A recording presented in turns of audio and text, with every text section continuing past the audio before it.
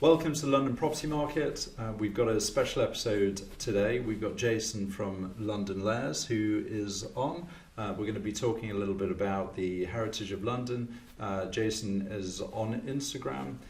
He's a tour guide operator in the City of London. So we thought it'd be nice to mix it up, talking a bit about the heritage and culture of London as well. But firstly, just an update on how the market has been. Obviously, it's been an interesting kind of few weeks. Geopolitical uncertainties and everything going on with the war in the Middle East. It'd be remiss for us not to talk about that and how we see things being affected geopolitically. Where do we want to start with that? Jaffar, do you want to... Where do we start? Good question. I think we said in the last podcast, we had the budget towards the end of last year. We had pretty much everything that was a hurdle in the central London property market being dealt with. We were all confident or more relaxed going into 2026, thinking that we were going to have an okay run or a better run, let's say. But then the war kicked off. And I think everyone now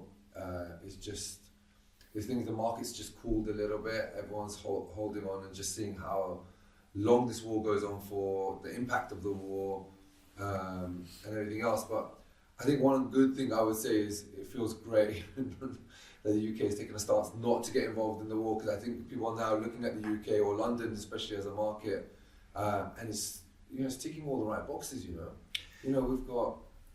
We've got interest rates at okay level. We've dealt with the budget. Our government looks, we're halfway through a Labour government, and the reality is, London looks cheap.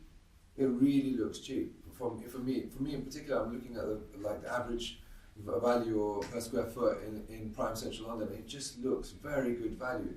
Top that off with the pound to sterling currency. We've got all the factors there for the market to pick up. But I feel like if I was going to summarize, I'd say the market is okay, but just not got there yet. Yeah. I think we were getting there, weren't we? We were at where interest rates were at roundabouts. You could get a 2-year fixed mortgage for about 3.8, and then everything that kicked off with Iran, rates were up at 4.8%. I think they've dropped off now to about 4.6. So they're coming down, but it is a bit of a setback. Yes. That was unexpected. And who would have thought that you would say Keir Starmer, probably one of the best things that he's done is do nothing, which is actually not get involved. So I think he's got some quite popular support for that. But then not even to mention everything going on like with politics as well. We do want stability, which we've kind of got, and there was the jeopardy of him being booted out. I think my view is probably going to hang in there, isn't he? He always seems to hang in there. He's going to hang in there. I think Conservative Prime Ministers seem to be a bit easier to change than Labour ones. Yes. So we've still got stability for now, which is great. But it's spring. I just went away on holiday, got back, and London is looking good. Blue skies, it feels great. Blossoms out. There's no better place to be, I don't think. No.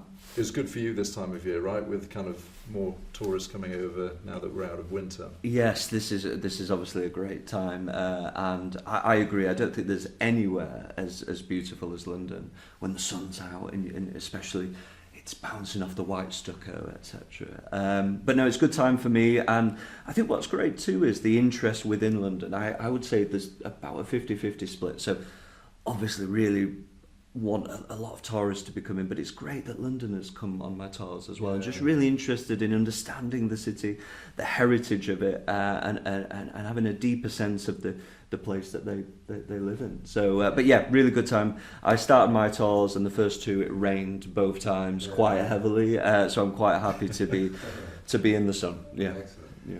And it was interesting when Jason, when he first arrived in here, we're in a building in Belgravia, if you guys don't know. And this beautiful kind of first floor drawing room, and Jason said to me when he came, he noticed that Mendelssohn, a famous composer, has got a blue plaque on the outside of the building, And I was saying that I sold you a property on Mozart Terrace as well, the plaque of Mozart just around the corner in Belgravia. Yeah. And the cultural heritage to this city and the architecture is unbelievable. And just for the fact that we're in a building that was owned by a famous composer, I was saying back in the day when these buildings were built, they were kind of housed by the likes of composers who were, I guess, the bankers or the private equity guys of the day.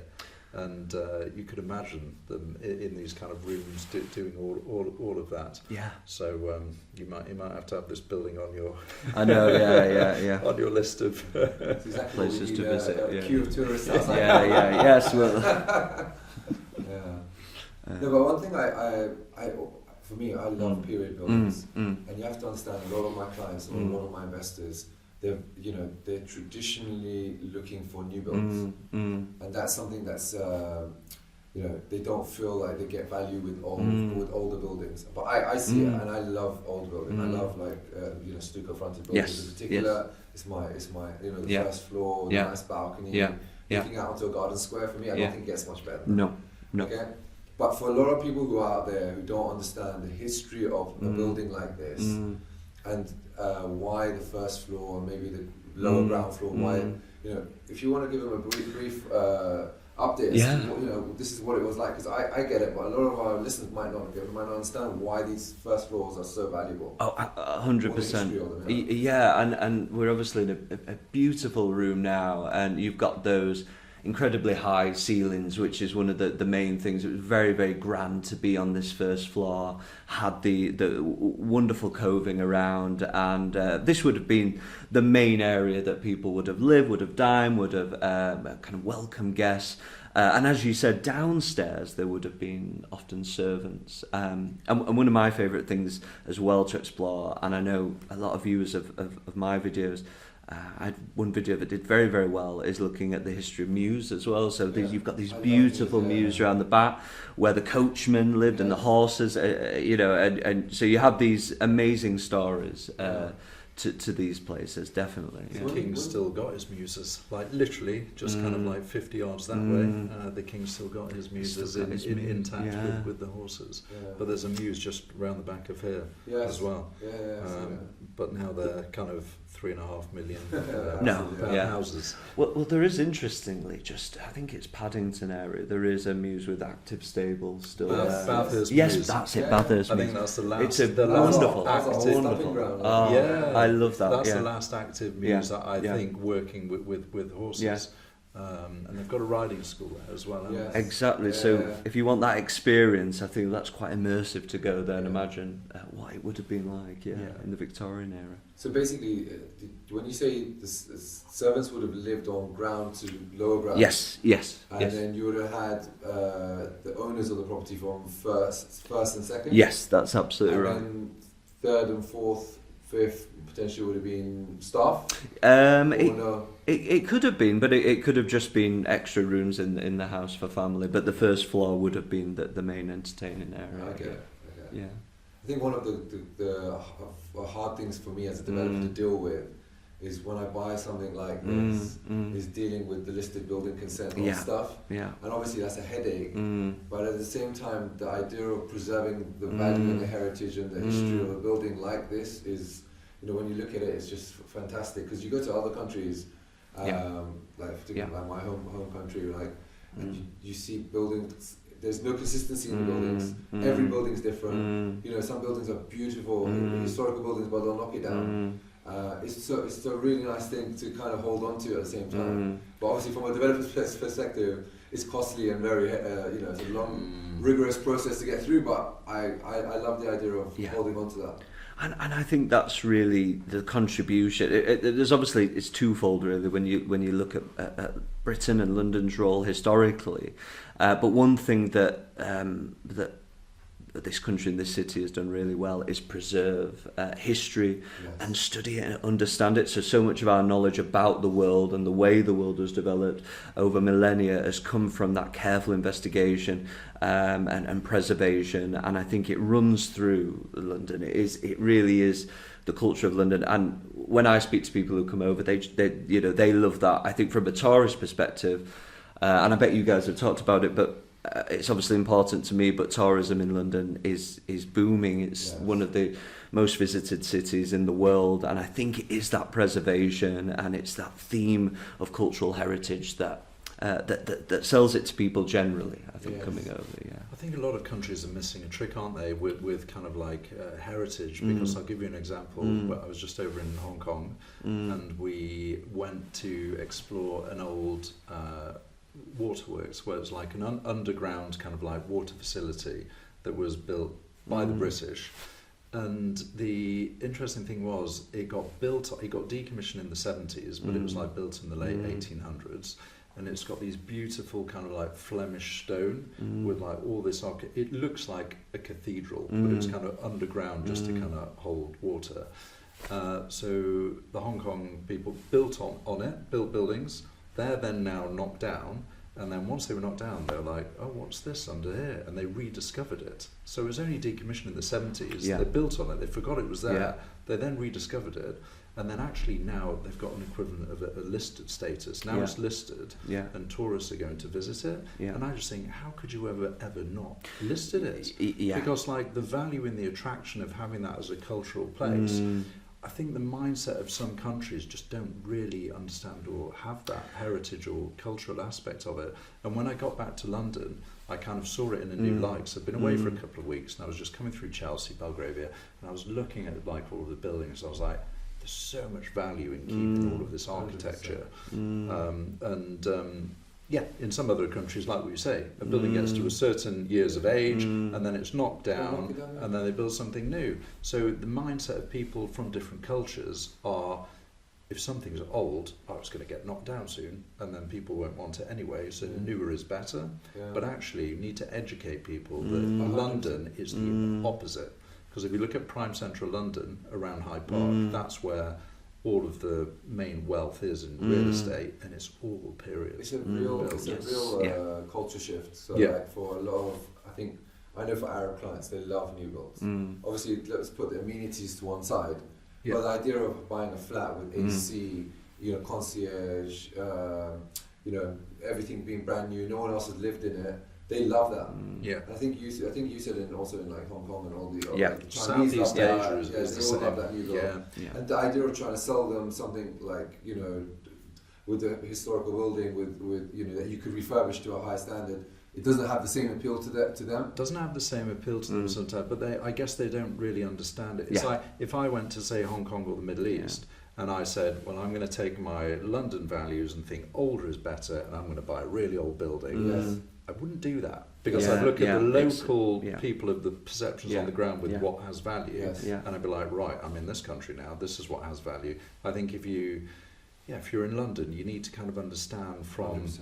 That perspective that older is better, and it's kind of like a piece of art having old period building. And people, when they buy in London, they want to own an asset that they're like, do you know what, that's my little slice of London. That is a London property that's unique and distinct from anything else. Because the new builds that you buy, don't mean to bash the new build market, but you could buy that same new build probably in Australia, in Singapore, you could be anywhere in the world.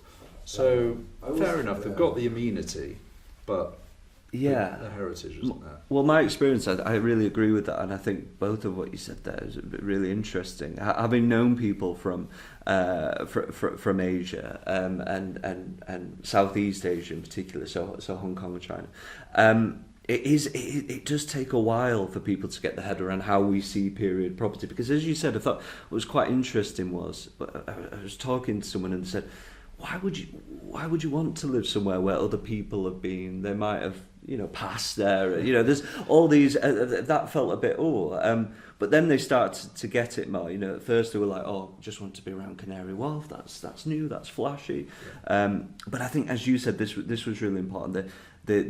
as they're understanding the arts, the history, the people who've lived there, what it's meant to people over generations, how these areas have developed, I think it does get into people's skin a little bit as time goes by. But I can understand when people first come, if they don't know London or the UK very well, it's very safe to go with something new and something, Very true. But it's worth selling, I think, definitely. 100%. Yeah. So Mendelssohn, who was in here doing all of his composing or what have you, I don't know the history of why he would have bought here, but it's so close to Buckingham Palace. Yes. That you could literally walk around. Maybe he was composing pieces for the king or the queen at the time. Possibly. Do you know what I mean? So the history, when I'm an agent trying to kind of sell a property in here, you redevelop these as flats. Yes. You can kind of use an angle, or in the brochure you can say Mendelssohn composer. That history and the heritage. What we're trying to say is it's got value, and you kind of need a buyer sophisticated enough to kind of appreciate and understand that. And that's the reason why we're trying to educate people on that. Well, proximity would have been the reason originally why this area was built up to Buckingham Palace, and it's still. I mean, who doesn't want to say now I live around the corner from Buck House? You know, it's not bad. This area developed in the 1850s around that idea of being close to the kind of regal practices and society there. All the aristocracy. Yeah, all the Getting aristocracy. as close to the Queen Bee as possible. They were, Queen Vic at that time. So, absolutely, it's amazing, and how that spread as well into areas like Chelsea. You've got London's, I always say, a jigsaw puzzle. You've got all these different fragments that all have their unique personalities. So Marylebone's different, Chelsea, Belgravia, St James's, wherever you are, at Mayfair in central London. So I suppose it's people understanding too the unique personalities of those individual areas as well, and the cultural identity that each of them have. Yes. It's quite cool.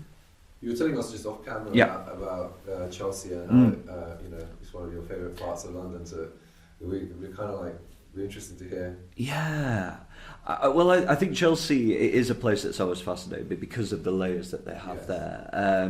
Obviously, very, very early on, it has its connections to the royals. So Henry VIII had a palace out there, hunting grounds, and obviously the hunting grounds were at Regent's Park as well now. But he had a palace there. Queen Elizabeth I grew up there. So apparently the mulberry bushes that she planted are still there as well in Shaney Mews. So you can show people around there. So that's fascinating. And Shaney Walk's absolutely stunning. All the artists and musicians. We've got Turner, we've got Rossetti, we've got George Eliot. All the blue plaques that are down there. Are fantastic, but I also love the other side. You've got the conservation area around St Luke's too, so you've got variety of properties, and you guys will be able to tell me what they go for, but these little cottages now worth millions are absolutely beautiful. Godfrey Street in particular is my favourite. So there's so much, and then even then the King's Road, that was a huge cultural area for artists and musicians, even in swinging London through the swinging 60s and that kind of time. And they were all trying to jump on that bandwagon. I know that Cadogan Square around there, when that was built in the late Victorian era, that was really supposed to be provocative and rebellious, because we're moving away from the white, so we're going to this lavish red brick. So there's so much variation. I could walk around the streets, the Mews of Chelsea all day. Fascinating area, yeah. Honestly, feel the passion with he's talking about it. I prefer the white stucco. I prefer the white stucco. The white stucco. It's beautiful, and especially when the sun's out like this. There's nothing better.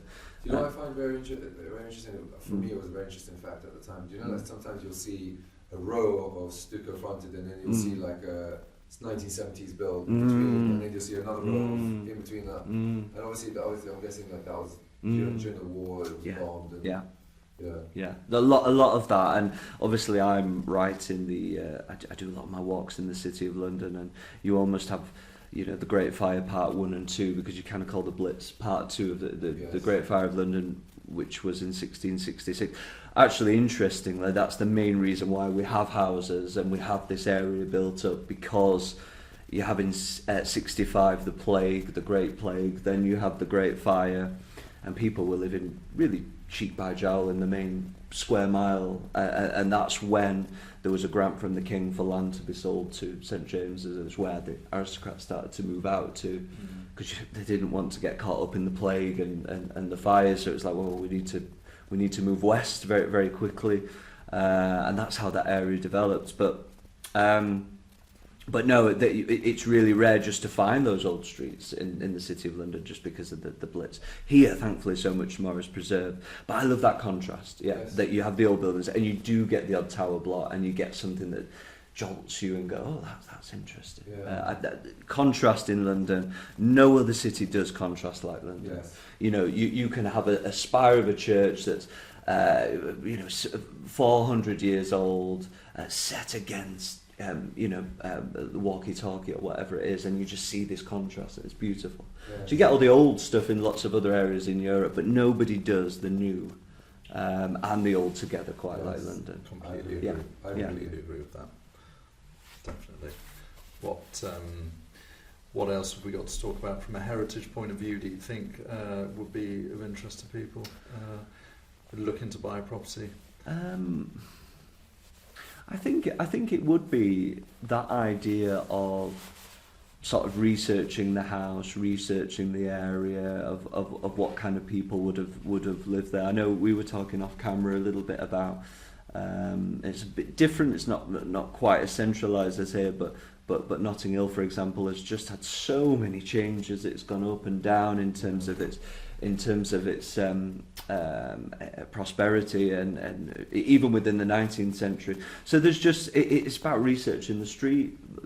Like today we're on Hobart Place. It's named after one of the great earls. So you can look up all that information, I suppose that's quite fascinating. Yeah, I'm guessing like now, between now and probably summer, you're super busy. Yeah, doing loads of tours. How does someone get in touch with you? If they want to get in touch with me, the best way is to look me up on Instagram. Yeah. So my handle is London Layers 1. Someone took London Layers, which is a bit annoying. So I'm London Layers 1, but Instagram number one, okay. Straight after London Layers on Instagram and on TikTok. And from there you can see a link which takes you through to my the webpage for booking tours or finding out what I do generally. That sounds fantastic. Thank you very much, Jason, from London Layers coming in. It's given a unique blend on the property podcast. So thanks again. See you on the next. Thank you for having me. Thank you guys. Yeah.